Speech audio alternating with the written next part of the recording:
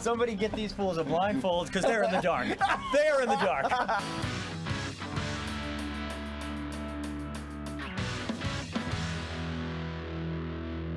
What's going on, guys? BB Funerology here with another Big Brother video.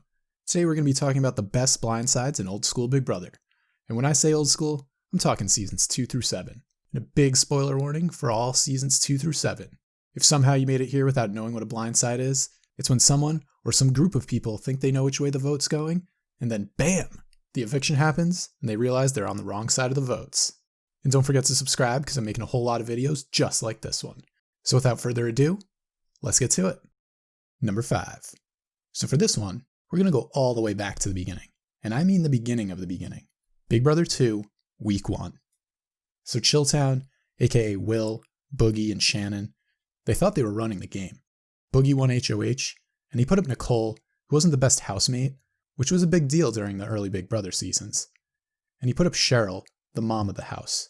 His thoughts were, he'll use Cheryl as a pawn because everybody loves Cheryl and no one will vote her out. Little did he know, he was about to learn that pawns go home.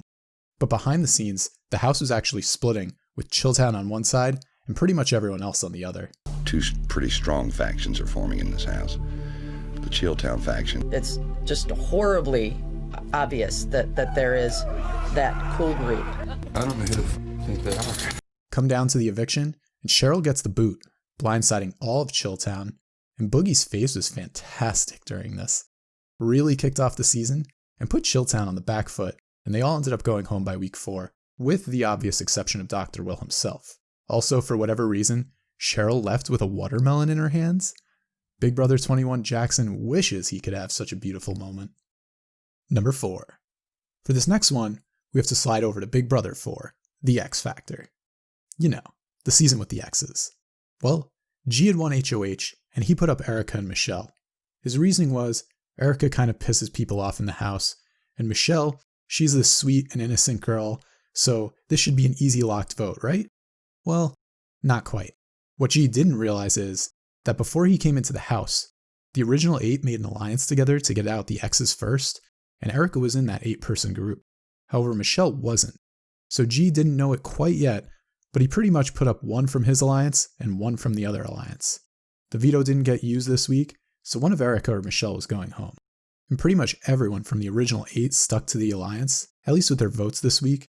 So Michelle was evicted by a vote of 6-2. And this was a perfect moment captured by production to show us really quickly, and live I must add, all the people's reactions who were blindsided, aka Michelle, G, Robert, and Justin. And then they showed David, who is Michelle's ex, and he's grinning ear to ear. But this grin wouldn't last for long because he ends up getting evicted the immediate next week. Number 3. So it's the final 5 of Big Brother 5. Nakomis wins HOH.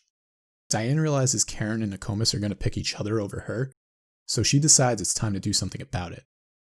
Diane realizes that if Drew and Cowboy are on the block, and she wins veto and uses it, Karen is the only possible replacement. So she pitches this to Drew and gets him on board easy. Then she pitches this to Cowboy and gets him on board too, which was a little bit more of a stretch, because remember that Cowboy and Nakomis are long-lost siblings, so she's pitching to Cowboy to essentially betray his newly found sister. So now it comes to the veto, and it's actually a competition where Drew and Cowboy could help her out. They were in these cages, and they had to get some keys far away using a bunch of junk. Well, Drew and Cowboy both give Diane their golf clubs, and they're able to easily get her the win, so all the earlier hypothetical strategy falls right into place. Diane vetoes Drew, and Karen goes up by default. Now Diane, Karen, and Nakomis, they had a Final 4 deal, so Diane kept telling them that they were still good. And Nakomis and Karen were definitely a little skeptical about the whole ordeal because they didn't expect her to use the veto in the first place. But they also didn't believe she could lie so good. I don't think Diane could pull off a bold-faced lie as smooth as she did. However, I really don't trust her now, and I'm wondering if Diane and Drew have been playing everybody all along. And then come to the vote, and Karen goes home, and Nakomis does the play it cool and say it's just a game even though she was really pissed off type of thing. But this was peak strategy, especially for its time. The game was still really young, and it was so cool to see Diane come out swinging for the fences and actually hit the home run exactly as she intended to. Number 2. This one might be the all-stars of Blindsides because this one comes right out of Big Brother 7. So this one week there was a double eviction, which, back in the day, wasn't live, but was basically a fast-forward week to squeeze 2 evictions into 1 week. George has the HOH, and Julie puts him on the spot and makes him make 2 nominations. So he chose Erica and James. And of course, James won veto. So everyone pressures George into putting up Janelle as the replacement. Then Will goes rogue and tells George to use Will, himself, as a pawn. Word gets around, and Boogie hears about this plan, but he doesn't realize that Will was the creator of the plan. So Boogie makes, in his eyes, a last-ditched effort to save Will, and says put up anyone, just not Will. And George caves in this moment, and somehow lands on Howie, so he puts Howie up. And Howie is nasty to George for this, and is all fired up. Then after the veto, Will reassures Howie that he has the votes.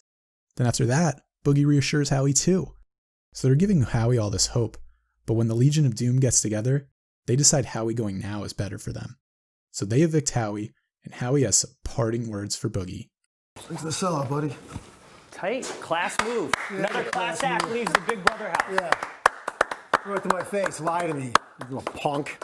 Howie, get to You're a stepping. punk. Get to stepping, what are you Howie. gonna do about There's it? 20 people standing Knock you outside on the your door. ass any day Get of the to week, stepping. pal, and I Another really wanna class get out act of leaves the here. house. Kiss my ass. Oh man, this moment is great.